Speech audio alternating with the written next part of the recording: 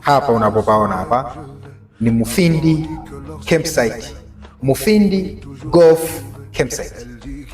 Hapa una enjoy kupata vitu vinne. Cha kwanza, una enjoy kupata good environment. Hicho ni kitu cha kwanza. Pale ambapo unabahatika kufika campsite hii, utapata kuona mandhari mazuri. Lakini cha pili, utapata good service. Cha tatu, utaenjoy kupata good privacy.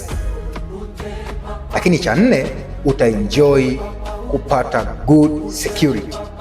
Sasa nataka uniambie Mufindi na Mafinga kwa ujumla ni sehemu gani au ni campsite gani ambayo inaweza kutupa vitu vyote hivi vinne.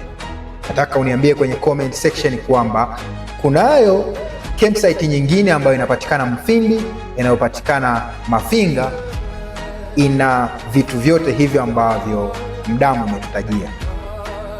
Tutane kwenye comment section.